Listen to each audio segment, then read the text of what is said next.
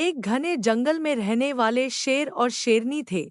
ये दोनों एक दूसरे से बहुत प्यार करते थे और हर दिन एक साथ शिकार करने जाते थे।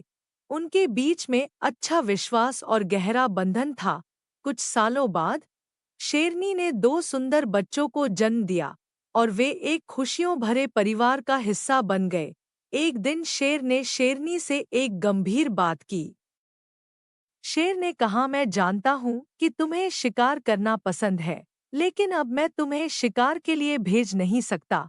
इसके बजाय तुम्हें अपने बच्चों की देखभाल करनी होगी। अब शेरनी घर पर रहकर अपने बच्चों की देखभाल करती थी, जबकि शेर अकेले ही जंगल में शिकार करने जाता था। कुछ समय बाद एक दिन शेर को शिकार करते वक्त कोई भी पकड़ नहीं मिला।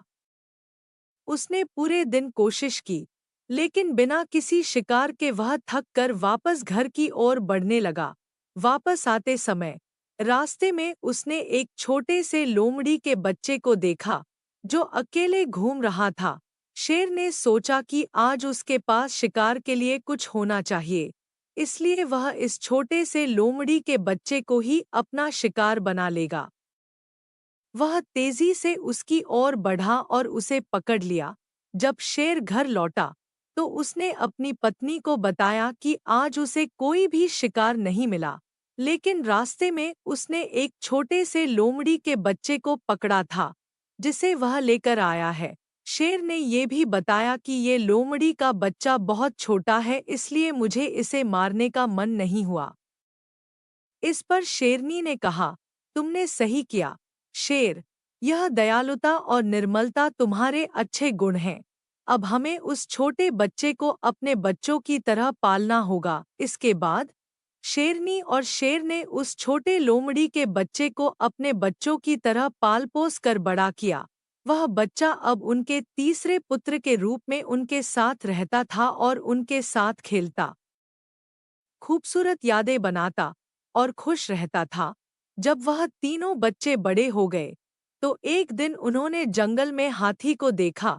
शेर के दो पुत्र हाथी के पीछे शिकार करने लगे, लेकिन उनका छोटा भाई डरकर वापस घर लौट आया। कुछ देर बाद जब शेरनी के दोनों बच्चे भी वापस आए तो उन्होंने जंगल वाली बात अपनी माँ को बताई।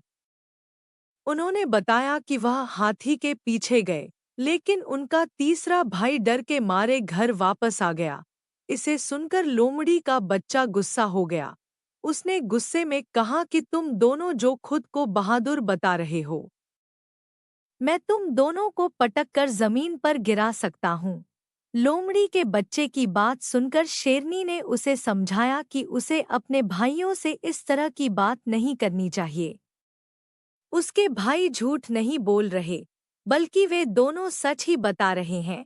शेरनी की बात भी लोमड़ी के बच्चे को अच्छी नहीं लगी। गुस्से में उसने कहा, तो क्या आपको भी लगता है कि मैं डरपोक हूँ और हाथी से डरकर मैं वापस घर आ गया हूँ? लोमड़ी के बच्चे की इस बात को सुनकर शेरनी उसे अकेले में ले गई और उसे उसके लोमड़ी होने का सच बताया।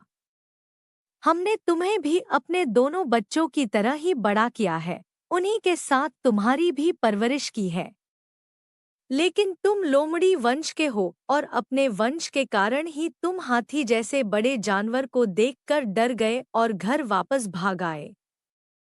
वहीं तुम्हारे दोनों भाई शेर के वंश के हैं, जिस वजह से वह हाथी का शिकार करने के लिए उसके पीछे भाग गए। शेरनी ने आगे कहा कि अभी तक तुम्हारे दोनों भाइयों को तुम्हारे लोमड़ी होने का पता नहीं है। जिस दिन उन्हें यह पता चलेगा वह तुम्हारा भी शिकार कर सकते हैं, इसलिए अच्छा होगा कि तुम यहाँ से जल्द ही भाग जाओ और अपनी जान बचा लो। शेरनी से अपने बारे में सच सुनकर लोमड़ी का बच्चा डर गया और मौका मिलते ही वह रात में वहाँ से छिपकर भाग गया। इस कहानी से हमें यह शिक्षा मिलती है कि कायर और डरपोक वंशज के लोग अगर बहादुर लोगों के बीच भी रहें तो भी वह बहादुर नहीं बन सकते हैं।